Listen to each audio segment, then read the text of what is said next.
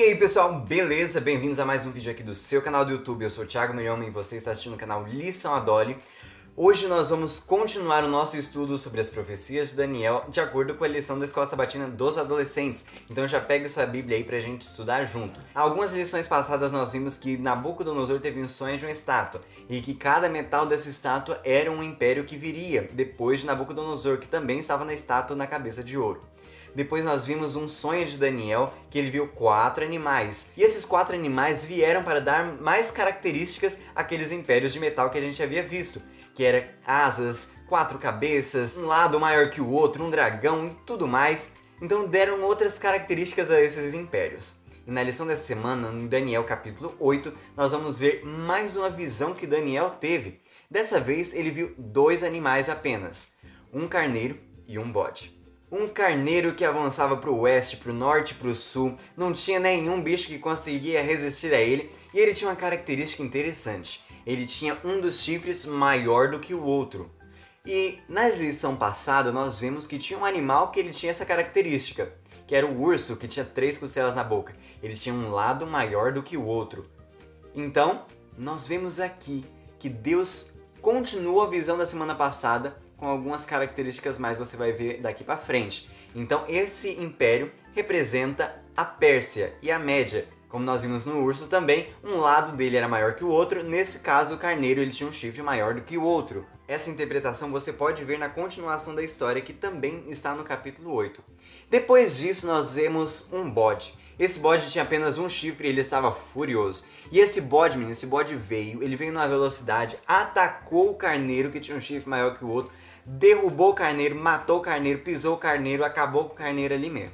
E esse bode, ele cresceu e foi aumentando, e quando ele cresceu o máximo que pôde, o chifre dele me cai. E no lugar dele aparecem 4 chifres. Esse bode representava a Grécia, venceu o Império da Pérsia e se tornou grande. Só que esse chifre caiu e ele representa ninguém menos que Alexandre o Grande. Alexandre o Grande, depois de 12 anos conquistando o mundo, ele morreu sem usufruir quase nada. E seus 4 generais tomam posse do reino que era dele e dividem em 4 partes. E a Bíblia conta que esses chifres cresceram tanto que alcançaram os 4 ventos, os 4 pontos cardeais da terra. Parece, de repente, um chifre. E esse chifre cresce e alcança até o céu. Mas há uma dúvida por aí, de onde esse chifre apareceu? Ele apareceu de um dos 4 ventos ou um dos chifres? Muitas pessoas ficam com dúvida por causa disso que eu vou ler para você agora. O bode tornou-se muito grande, mas no auge de sua força o seu grande chifre foi quebrado, e em seu lugar cresceram 4 chifres enormes na direção dos 4 ventos da terra. De um deles saiu um pequeno chifre que logo cresceu em poder na direção do sul, do oeste e da terra magnífica. De um destes chifres ou um destes ventos? Bem, vamos ver a história e também a visão anterior de Daniel. Se nós formos ver pelos animais e pela estátua, os metais eram diferentes na estátua. Vinha o Império da Grécia, que era representado pelo metal bronze, e depois vinha o Império de Ferro, um metal completamente diferente, que era o Império de Roma.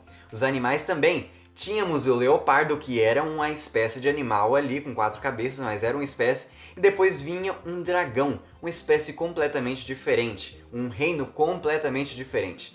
Então, há 2 interpretações para essa visão. Ou o chifre pequeno, que cresceria depois, viria de um dos chifres daquele bode, ou ele viria de um dos 4 ventos. Então, como nós vimos aí, se nós formos pegar pelas outras interpretações que Deus deu a Daniel, esse chifre não poderia ter surgido de um dos chifres do bode. Na verdade, ele teria que ter surgido de um dos 4 ventos, de um dos 4 cantos, como um império completamente novo, um império que apareceria querendo dominar tudo.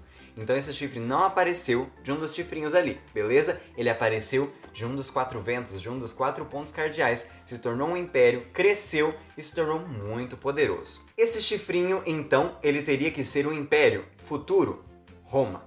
Depois do dragão e do chifrinho dele, não há nenhum outro império. Assim como depois desse chifrinho que sobe de um dos 4 ventos, não há nenhum outro império. O que nos mostra que, depois da Grécia, o império que viria permaneceria até o fim dos tempos. E outra coisa importante também é que esse chifrinho ele seria um poder político e religioso. Como assim político e religioso? Vamos ver aqui na Bíblia a resposta para isso. De um deles saiu um pequeno chifre que logo cresceu em poder em direção ao sul, ao leste da terra magnífica. Cresceu até alcançar o exército dos céus, e atirou na terra parte do exército das estrelas, e as pisoteou.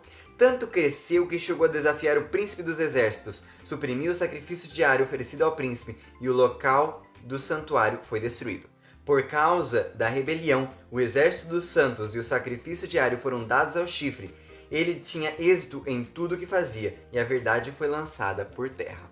A profecia mostra que esse chifrinho tentaria implementar um novo sistema de sacerdócio, dando o poder de intercessão de Jesus no santuário do céu para homens pecadores aqui na terra, através de penitências e outras formas de pagar pecados, onde as pessoas teriam que pedir perdão para outras pessoas também pecadores. E isso seria uma forma de confundir as pessoas de quem realmente é o Salvador delas. Mas essa história, ela não para por aqui. A história continua mostrando que Daniel viu dois seres conversando e um perguntou para o outro: mas quanto tempo vai durar isso? Quanto tempo esse chifrinho vai conseguir perseguir a igreja e tudo mais? E um anjo falou para ele: em até 2.300 tardes e manhãs, e o santuário será purificado. A purificação do santuário que nós vemos aqui é o mesmo que acontece no capítulo anterior, que fala do grande juízo. E para entender essa purificação, nós temos também que entender o processo de sacrifício do tempo dos judeus, que era todos os dias eles levavam um cordeirinho para morrer de manhã e de tarde pelos pecados das pessoas.